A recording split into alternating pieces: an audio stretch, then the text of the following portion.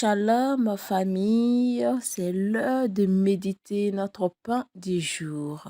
Laissons-nous guider par le Saint-Esprit à travers notre frère Thierry. Que Dieu vous bénisse. Père de gloire, nous voulons bénir ton Saint-Nom, nous voulons te dire merci. Merci pour ce jour, merci pour ta grâce, merci pour cette semaine, merci parce que jusqu'ici tu nous as secourus, jusqu'ici tu nous as fait du bien, jusqu'ici ta fidélité ne nous a point fait défaut, jusqu'ici ta présence nous a fait du bien, jusqu'ici nous avons contemplé de ta gloire, jusqu'ici nous avons été bénis par ton onction qui enseigne, jusqu'ici ton onction a brisé les juges sur nos vies. Jusqu'ici, ton onction a enlevé les voiles sur nos visages. Jusqu'ici, tu as ouvert les yeux de nos cœurs. Nous voulons être reconnaissants. Nous voulons te dire merci. Infiniment merci. Merci pour cette grâce. Merci pour ta fidélité. Béni sois-tu au nom de Jésus-Christ de Nazareth. Amen. J'aimerais aussi bénir ton Saint-Nom pour la vie de ton serviteur. Oui, je ne me lasserai point de te bénir et de te rendre grâce pour sa vie. Car si une personne a reçu une vision, si une personne a reçu l'onction qui accompagne cette vision, c'est ton serviteur, le berger Makaye. Et chaque jour, nous tenons là à nous attendre de lui, à nous attendre de la nourriture que tu mettras en lui entre ses mains afin de nous distribuer. Voilà le rôle d'un berger. Et nous nous tenons et nous écoutons chaque jour, oui, l'enseignement qui sort de sa bouche, le feu dévorant qui sort de sa bouche, cette grâce que tu nous fais chaque jour de pouvoir l'écouter et de pouvoir recevoir des l'onction qui déversent sur sa vie. Je veux être reconnaissant et te dire merci. Merci pour tout ce que tu as accompli dans ma vie au travers de ton serviteur. Merci, infiniment merci. Je suis à jamais reconnaissant, Père, au nom de Jésus-Christ de Nazareth. Alors, shalom chez toi, cher frère. Je prie encore que la grâce de notre Seigneur Jésus-Christ, l'amour du Dieu le Père et la communion de l'Esprit soient encore ton partage en ce dernier jour, au nom de Jésus-Christ de Nazareth. Alors, c'est le dernier jour. Et je suis rempli de joie. Mon cœur est débordant. Et je me tiens là encore pour dégager ce dernier truc qui monte dans mon cœur. Je dis truc parce que je n'ai pas un mot, je n'ai pas de phrase, je n'ai pas de mots pour l'exprimer. Amen. Et là, j'avais prévu autre chose, j'avais pensé à quelque chose pour ce dernier jour. Et à la dernière minute, il m'a convaincu. Il m'a dit, non, il faut que tu insistes sur la demeure en Dieu. Alléluia. Et nous allons continuer un peu, nous allons parler encore. J'aimerais, non, pas parler, j'aimerais t'encourager, frère.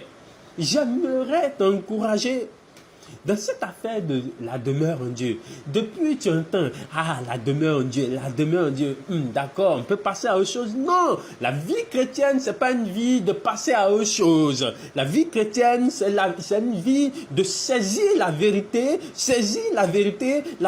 spirituelle qui se trouve dans une phrase, dans un mot, et faire de cette phrase, faire de cette vérité la vie quotidienne de chaque jour. Marcher selon cette vérité. Voilà ce qui est vrai, cher frère. Alors si tu entends cela, comprends que c'est un cri de cœur que le Seigneur lance. Parce que je sens fortement dans mon esprit que cette affaire de la demeure en Dieu, cette affaire de la priorité à l'évangile, cette affaire de donner priorité à l'évangile, donner priorité à la parole, donner priorité à l'adoration, donner priorité à Jésus-Christ est une affaire des derniers jours. Et c'est une affaire que le Seigneur a établie pour les derniers jours. Il a beaucoup plus établi cela. Pas qu'il a établi au dernier jour, non. Ça a été toujours établi depuis les temps anciens. Mais dans ces derniers jours, il désire que nous soyons plus connectés à lui. Frère, regardez ce que la parole va dire. Jésus va dire... De la même manière, Moïse a levé un serpent d'airain et quiconque regardait à ce serpent était sauvé. Ainsi, quiconque croit en moi sera sauvé. Frère, c'est une parole de vérité. Regardez un peu. Jésus a utilisé cette même image pour décrire ce qu'il est en train d'accomplir ces derniers temps. Amen. Et regardez, il dit, quiconque fixera ce serpent d'airain. Et il dit désormais que ce serpent d'airain, il faudrait que nous comprenions, que ce serpent d'airain n'est rien d'autre que Jésus-Christ sacrifié à la croix, crucifié à la croix.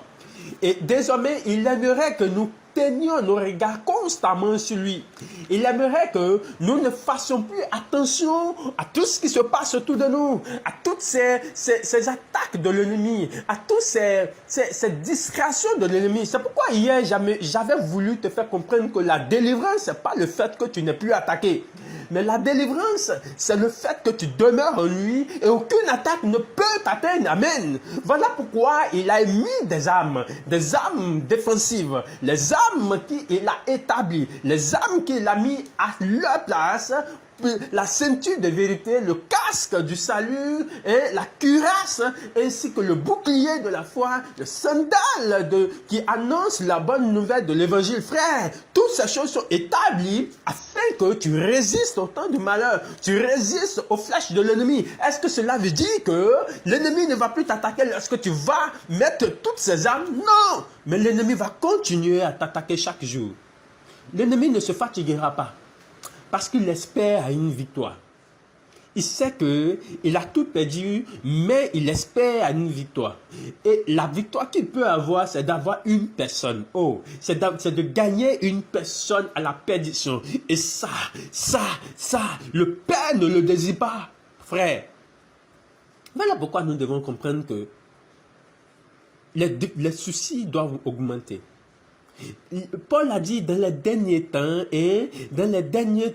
les gens seront de plus en plus avares, les gens seront de plus en plus égoïstes, les gens vont aimer beaucoup plus le plaisir du monde que ce qui est de Dieu. Et quand on parle des gens qui le feront, c'est-à-dire les gens autour de toi le feront. Amen. Et de la même manière, le neveu je dirais, d'Abraham, était là à Sodome. Et la Bible dit que son esprit était tourmenté chaque jour par ce qu'il voyait. Son esprit était tourmenté. L'esprit de Lot était tourmenté chaque jour par ce qu'il voyait, frère. C'est de cette même manière que l'ennemi a adopté cette âme de pouvoir nous tourmenter chaque jour par les nouvelles que nous pouvons apprendre, par toutes sortes de dépravations autour de nous. Mes frères, il dit, ne tiens pas compte de ça. Mais regardez un peu. Alors que les serpents continuaient de mordre, alors que la morsure de serpent était réelle, alors que la douleur était réelle, on a dit, il dit, ne regardez pas à tout ça, mais fixez le serpent d'airain.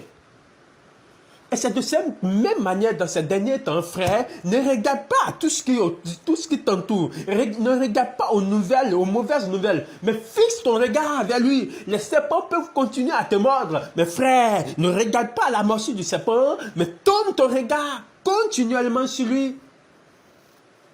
De là est notre salut, frère. De là est notre salut. De là nous vient le salut. De là nous vient le secours. Amen. Alléluia. Frère, j'aimerais bien insister sur cette affaire. Parce que les temps sont mauvais. Et la solution, frère, c'est la demeure en Dieu. La solution pour s'en sortir de toutes ces choses, c'est la demeure en Dieu. Dis avec moi, je demeure, Père. Fais-moi la grâce de demeurer en toi chaque jour de ma vie. C'est une prière que tu dois monter chaque matin, chaque midi, chaque soir, chaque 16h, 10h, à chaque heure, à chaque porte d'heure. Tu dois dire, Père, fais-moi la grâce de demeurer en toi. Frère, cela est primordial. C'est vital pour nous que nous demeurions en lui. Et je me rends compte aujourd'hui que toutes les promesses de Dieu sont dans la demeure en Dieu. Amen. Amen. Amen. Regardez le livre de Romains 8, verset 1. Selon une version précise, selon la version de Louis II 21, s'il vous plaît. Amen. J'aime bien les précisions des versions pour que quand tu ne vas pas bien voir ce que je lis ici dans ta version, tu puisses chercher la version que j'ai dit pour bien voir dedans. Amen. Romains 8, verset 1. Il dit, il n'y a donc maintenant aucune condamnation pour ceux qui sont en Jésus-Christ, qui marchent non selon la chair, mais selon l'esprit. Regardez la chose. Il dit, il n'y a plus de condamnation, mais pas la condamnation n'est pas pour n'importe qui. Primo, la condamnation n'est plus pour ceux qui sont en Jésus-Christ. Et là encore, j'entends dire qui demeure en Jésus-Christ. En Jésus-Christ, qui demeure en Jésus-Christ. Il n'y a plus de condamnation pour ceux qui demeurent en Jésus-Christ. Parce qu'en Jésus-Christ, Jésus a déjà porté le poids de la condamnation. Quand la condamnation voit que tu es en Jésus-Christ, elle dit non, celui-là a déjà payé le prix de tous ceux qui sont autour de lui et en lui. Alors là seulement la condamnation ne peut pas te localiser, frère. Mais j'ai aimé la suite aussi qui dit qu'il marche non selon la chair, mais selon l'esprit. Qui marche non selon leur chair, mais selon l'esprit de Dieu. Qui marche non selon leur volonté, mais selon l'esprit de Dieu. Amen. Et là, ça parle des hommes matures. Car la Bible dit, son fils, ceux qui sont conduits par l'esprit. Son fils, ceux qui sont conduits par l'esprit. Et quand j'entends dire fils, j'entends dire mature. Maturité. Parce que quand on prend le livre de Jean 1, verset 12, lorsqu'il dit que pour tous ceux qui ont cru en lui, pour tous ceux qui l'ont accepté, il leur a donné le pouvoir. Ce n'est pas le pouvoir de devenir fils de Dieu en premier temps, mais c'est le pouvoir de devenir enfant de Dieu. Et quand tu deviens enfant de Dieu, maintenant tu dois demeurer dans ta croissance. Et pour avoir cette croissance, le Seigneur te permet d'être connecté à une œuvre, à une communauté. Il a établi les 5 ministères pour le perfectionnement de l'Église. Amen. Oui, pour que l'Église soit parfaite. L'Église doit être parfaite, frère. Et pour cette perfection de l'Église, il te faut être connecté à une Église vivante, à une communauté. Et quand tu es dans cette communauté, tu grandis dans cette communauté parce que la nourriture solide qu'il te faut, la nourriture qu'il te faut est communiquée au Père de la vision et celui-ci te communique cette nourriture et tu grandis en lui. Amen. Alléluia. Là, il te faut être fidèle maintenant. Il te faut la fidélité et tu grandiras. Et l'Esprit prendra le contrôle. Et tu deviendras fils. Tu pourras être conduit par l'Esprit. Amen. Alléluia. Et regardez le livre de 2 Corinthiens 5, verset 17. Quand je lis la Bible maintenant, je comprends qu'au fait, tout ce que le Seigneur nous demande, c'est la demeure en lui. Amen. Regardez le livre de 2 Corinthiens 5, verset 17. Il dit, si quelqu'un est en Christ, si quelqu'un est en Christ, il est une nouvelle créature. Les choses anciennes sont passées, voici toutes choses sont devenues nouvelles. Excusez-moi, permettez-moi de lire cette version, ce passage avec la version de la parole vivante. Amen. Il dit, dans la parole vivante, il dit, si quelqu'un entre en communion vivante avec le Christ, il devient un homme nouveau. Il est recréé. L'ancien état est passé. Ce qu'il était autrefois a disparu. La nouvelle création a déjà commencé. Voici, tout est devenu nouveau. Non! Regardez ce qu'il dit. Il dit, si quelqu'un entre en communion vivante, et c'est la demeure en Dieu.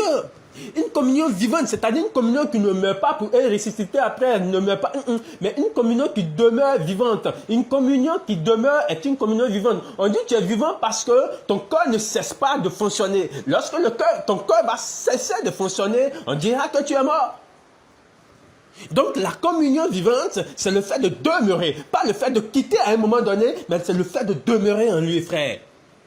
Et il dit, seulement quand tu demeures en lui, là on peut dire que tu es une nouvelle créature. Là tu peux recevoir une nouvelle créature. Là on peut dire de toi que tu es une nouvelle créature. Donc désormais frère, il faut comprendre que la nouvelle créature là, c'est pas fait pour tout le monde. Oui, permets-moi de le dire. C'est pas moi qui le dis. Voici ce que la parole dit. C'est pas permis à tout le monde, mais seulement à ceux qui demeurent en lui. Voilà pourquoi d'autres évoluent et avancent et d'autres n'arrivent pas à avancer. Et regardez ce qui va me plaire beaucoup plus. Regardons la suite.